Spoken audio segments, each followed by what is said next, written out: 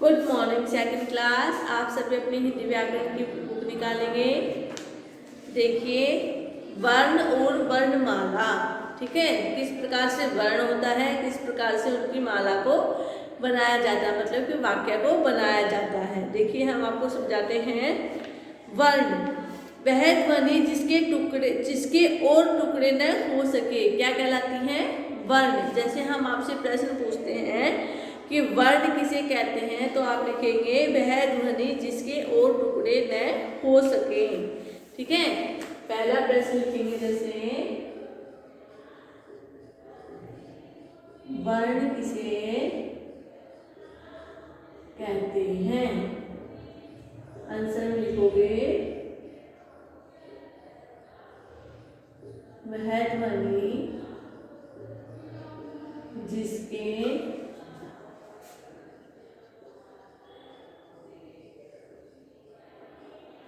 और टुकड़े न हो सके वह वर्ण कहलाती है। ठीक है, आगे देखिए बोलते समय हम शब्द का प्रयोग करते हैं, हर शब्द में कोई ध्वनियां होती है। निम्नलिखित शब्दों और ध्वनियों उनकी ध्वनियों को ध्यानपूर्वक देखिए। जैसे तोता, ठीक है, क्या है? ध्वनि है, क्या है? तोता। इसकी ध्वनि क्या होगी? पहले आप ये प्रश्न उतारेंगे।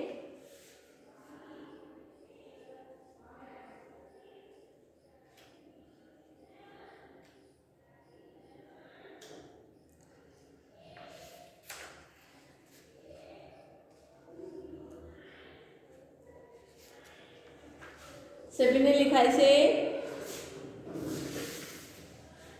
उसके बाद देखिए क्या है ध्वनि। ध्वनि क्या होती है? जैसे तोता, तोता शब्द है, ठीक है, तोता, तो इसकी ध्वनि क्या होगी? त ओ त आ, तोता। ठीक है, इस प्रकार से। जैसे गुलाब, क्या है? गुलाब लिखेंगे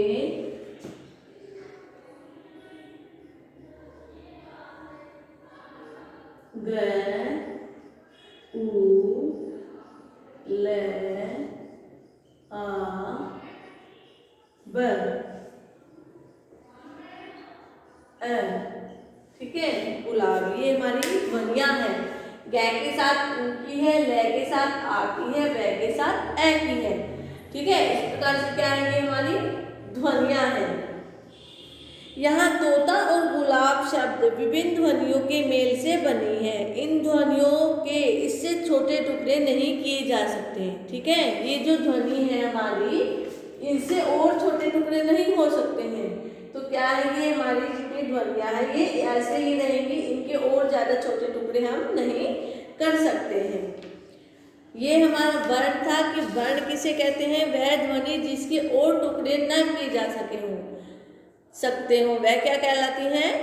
वर्ण कहलाती हैं। बोलते समय हम जिन शब्दों का प्रयोग करते हैं हर शब्द में कोई ना कोई ध्वनि होती है। निम्नलिखित शब्दों की ध्वनि हमने आपको बताई है। जैसे तोता है, तोता त में ओ की ध्वनि है, त आ की ध्वनि है। गुलाब ग में ओ की ध्वनि है, ल में आ की ध्वनि है, ब में अ की ध्वनि है। ठीक है क्लास, समझ में आया इतना? रिवाइज करेंगे सेकंड क्लास।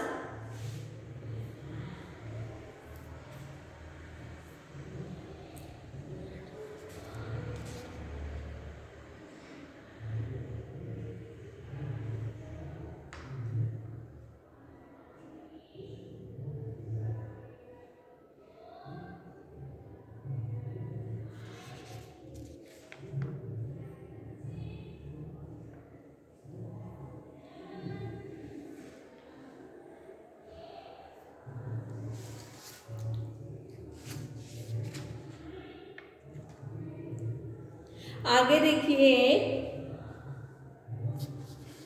वर्णमाला। वर्णमाला किसे कहते हैं? क्वेश्चन भी बन सकता है, पहले इसको समझेंगे। वर्णमाला किसी भाषा के सभी वर्णों के क्रमबद्ध समूह को वर्णमाला कहते हैं।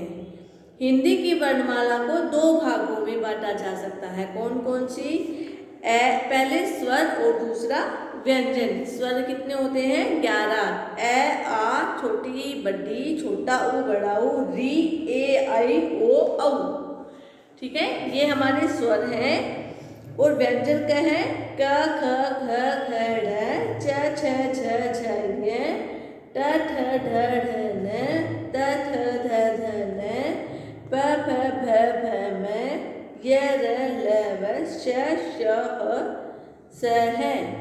ठीक है, सभी स्वर और व्यंजन। ये हमारी वर्णमाला को दो भागों में बांटा गया है। देखिए स्वर देखते हैं। वर्णों के प्रकार। वर्ण कितने प्रकार के होते हैं? ये भी क्वेश्चन है, तो लिखेंगे दो प्रकार के। कौन कौन से? स्वर और व्यंजन।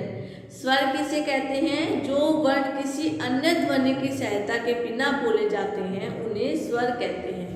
जैसे ए, आ, ई, इनमें किसी भी ध्वनि की सहायता की जरूरत नहीं होती, तो इसे क्या कहते हैं? स्वर कहते हैं। इनकी संख्या कितनी होती है? 11। व्यंजन, जो वर्ण स्वरों की सहायता के साथ बोले जाते हैं। जैसे क, कै में कै के साथ ए की ध्वनि होती है, तो इसमें ए की ध्वनि होती है। ठीक है, इसमें क्या है? उनकी सहायता ली जाती है, उन्हें व्यंजन कहते हैं। इनकी संख्या कितनी होती है? 35। ठीक है,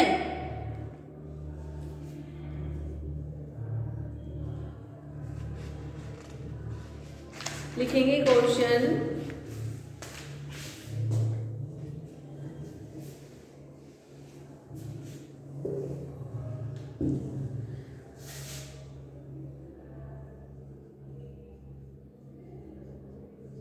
वर्णमाला किसे कहते हैं?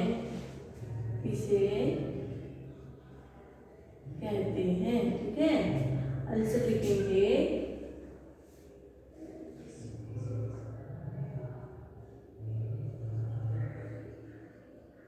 वर्णों के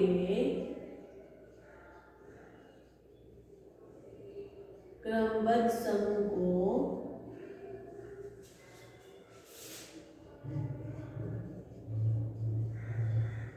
वर्णमाला कहते हैं।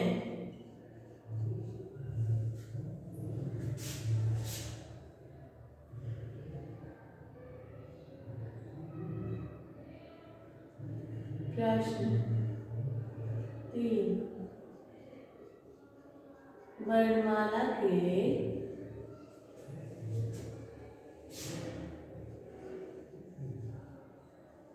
कितने भेद हैं? लिखेंगे वर्णमाला के 2 भेद हैं। कौन कौन से? स्वर और व्यंजन। ठीक है, सभी लिखें इनको।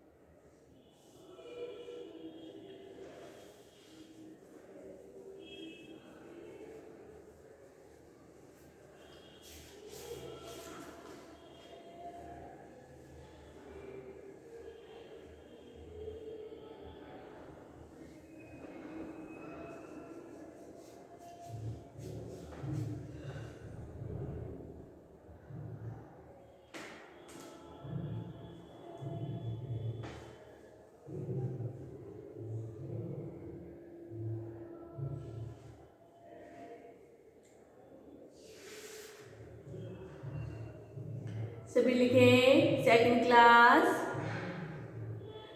समझ में आया इतना क्लास? आगे देखिए, जैसे हम लिखेंगे स्वर किसे कहते हैं, ठीक है, और उसके कितने भेद होते हैं।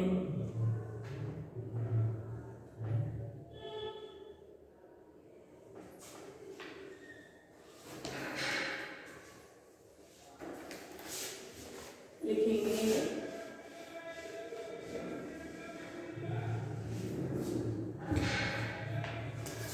प्रश्न है हमारा,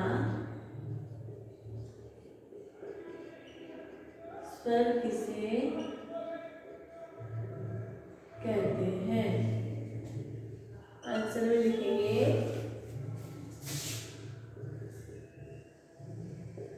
जो वर्ण किसी अन्य ध्वनि की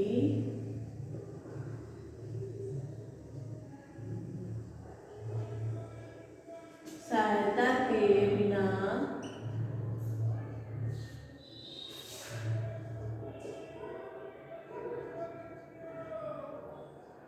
बोले जाते हैं, उन्हें स्वर कहते हैं।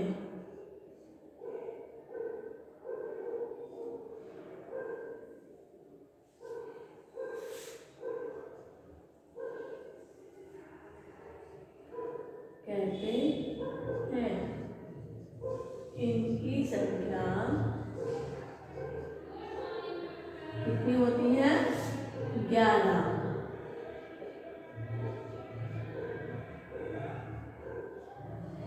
प्रश्न नंबर 4 लिखेंगे 5। व्यंजन किसे कहते हैं? व्यंजन किसे कहते हैं? आंसर लिखेंगे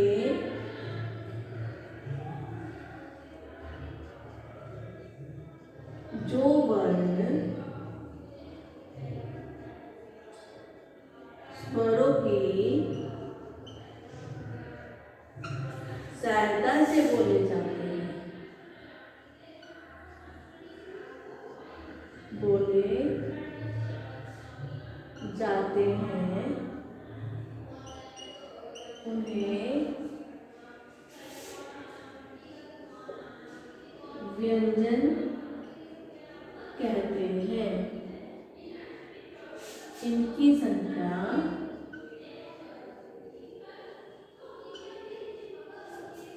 कितनी होती है? 35 होती है। सभी लिखेंगे इनको।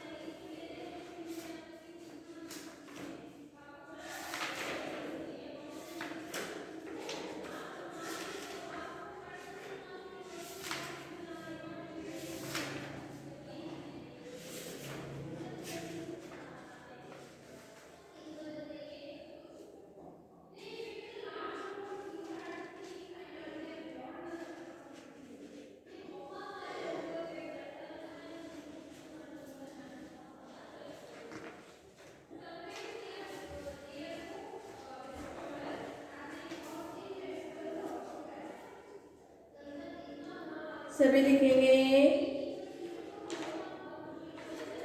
Second class. स्वर किसे कहते हैं? क्वेश्चन हम बना सकते हैं कि स्वरों की परिभाषा दीजिए।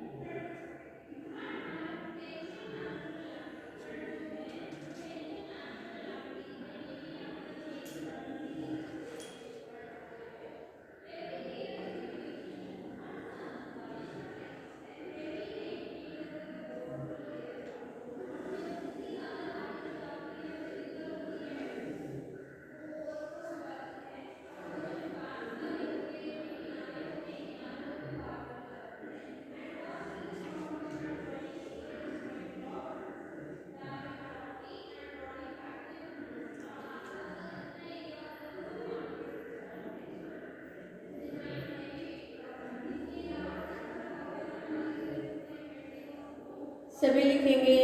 उसके बाद देखिए क्या है संयुक्त व्यंजन। क्या है संयुक्त व्यंजन।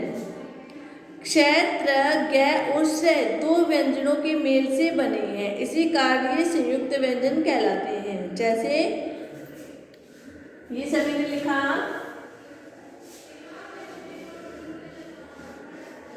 देखिए संयुक्त व्यंजन कौन कौन से होते हैं, चार। कौन कौन से,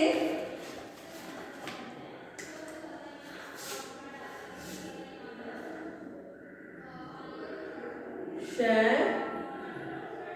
त्र,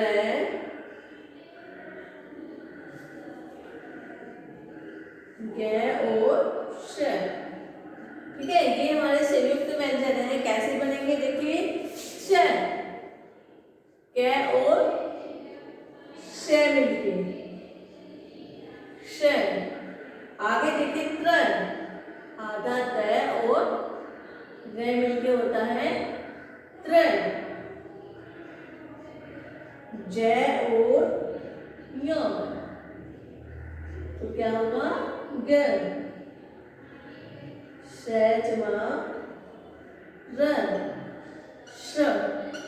ठीक है, इस प्रकार से ये वर्ड बनते हैं। तो आपसे क्वेश्चन पूछेंगे कि संयुक्त व्यंजन में कितने वर्ण होते हैं, तो आप लिखेंगे 4 वर्ण होते हैं। कौन कौन से, क्ष, त्र, ग और श्र।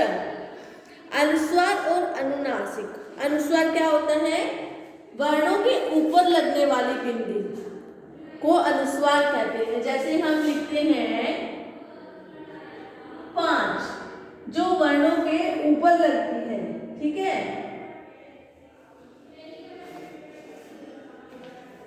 जो वर्णों के ऊपर लगती है उसको क्या कहते हैं, अनुस्वार बिंदी। जैसे व्यंजन है, व्यंजन में हम बिंदी लगाएंगे, तो क्या है ये अनुस्वार बिंदी। ठीक है, अनुस्वार वाले वर्णों के उच्चारण में हवा नाक से बाहर निकलती है। जैसे बंदर, मक्खी, पंख, शंख, व्यंजन आदि। अनुनासिक, वर्णों के ऊपर लगने वाले चंद्र बिंदु को अनुनासिक कहते हैं। जैसे लिखेंगे आम। ठीक है, ये चंद्र बिंदु है। अनुनासिक वाले वर्णों के उच्चारण में हवा नाक और मुंह दोनों से बाहर निकलती है। जैसे आंख, नाक, चांद, गांव, सांड आदि। ठीक है, आगे देखिए मात्रा। क्या है मात्रा, व्यंजन और स्वर का मेल होने पर स्वर का रूप बदलता है। स्वर और व्यंजन का आपस में जब मेल होता है तो क्या होता है, उसका रूप बदलता है। यह बदला हुआ रूप ही मात्रा कहलाता है। ए स्वर की कोई मात्रा नहीं होती, ए में कोई मात्रा ही नहीं होती है। ठीक है, जैसे हमारा है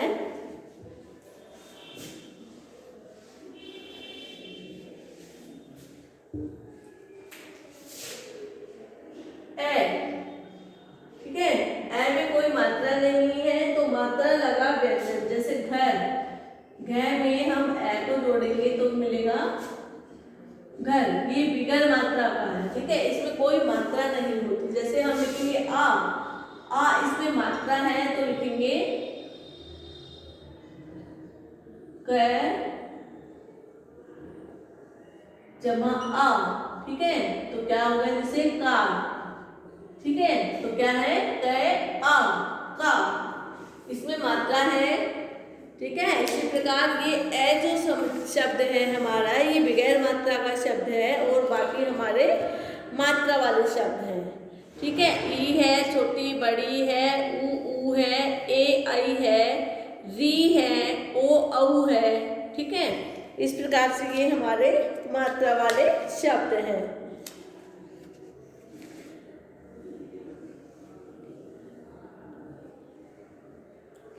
सभी इसको रिवाइज करेंगे,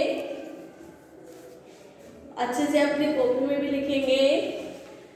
वर्ण और वर्णमाला। ठीक है, हमने इसके क्वेश्चन से भी करवाए हैं, चैप्टर भी आपको अच्छे से रीड करवाया है। सभी बच्चे इसको अच्छे से रीड करेंगे। Okay class, thank you.